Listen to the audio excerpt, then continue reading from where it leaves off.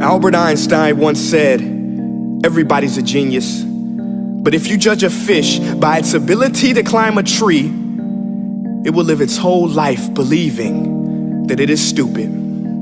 Ladies and gentlemen of the jury, today on trial we have modern day schooling. Glad you could come. Not only does he make fish climb trees, but also makes them climb down and do a 10-mile run. Tell me, school, are you proud of the things you've done?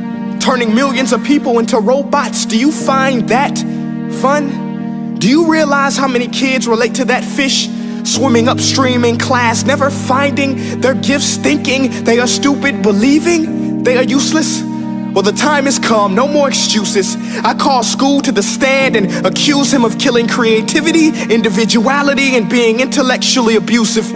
He's an ancient institution that has outlived his usage. So, Your Honor, this concludes my opening statement, and if I may present the evidence of my case, I will prove it. Proceed. Exhibit A. Here's a modern day phone. Recognize it? Here's a phone from 150 years ago. Big difference, right?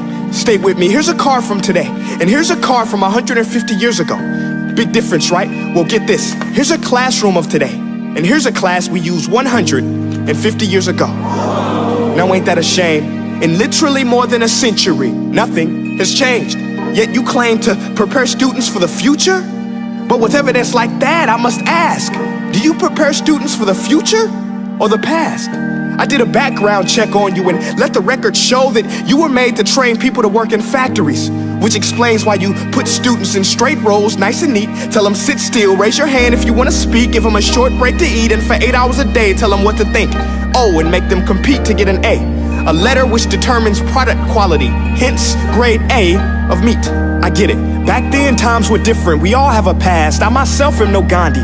But today, we don't need to make robot zombies. The world has progressed. And now we need people who think creatively, innovatively, critically, independently, with the ability to connect. See, every scientist will tell you that no two brains are the same. And every parent with 2 or more children will confirm that claim. So please explain why you treat students like cookie cutter frames or snapback hats, giving them this one-size-fits-all crap. Watch your language. Sorry, Your Honor, but if a doctor prescribed the exact same medicine to all of his patients, the results will be tragic. So many people would get sick, yet when it comes to school, this is exactly what happens, this educational malpractice, where one teacher stands in front of 20 kids, each one having different strengths, different needs, different gifts, different dreams, and you teach the same thing the same way? That's horrific. Ladies and gentlemen, the defendant should not be acquitted. This may be one of the worst criminal offenses ever to be committed. And let's mention the way you treat your employees. Objection. Overruled. I want to hear this. It's a shame. I mean, teachers have the most important job on the planet, yet they're underpaid?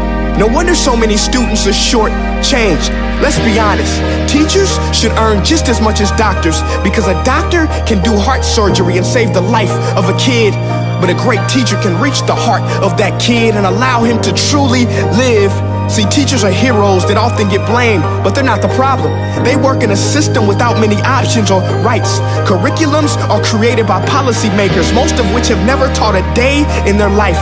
Just obsessed with standardized tests. They think bubbling in a multiple choice question will determine success. That's outlandish.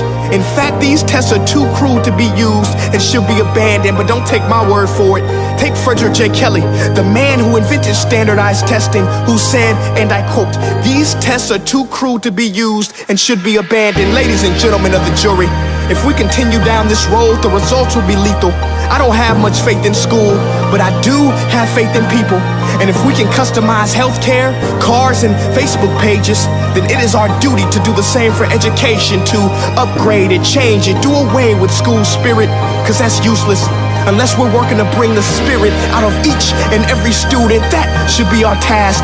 No more Common Core. Instead, let's reach the core of every heart in every class. Sure, math is important, but no more than art or dance. Let's give every gift an equal chance. I know this sounds like a dream, but countries like Finland are doing impressive things. They have shorter school days. Teachers make a decent wage. Homework is non-existent, and they focus on collaboration instead of competition. But here's the kicker, boys and girls. Their educational system outperforms every other country in the world. Other places like Singapore are succeeding rapidly. Schools like Montessori, programs like Khan Academy. There is no single solution, but let's get moving. Because while students may be 20% of our population, they are 100% of our future. So let's attend to their dreams, and there's no telling what we can achieve. This is a world in which I believe, a world where fish are no longer forced to climb trees. I'll rest my case.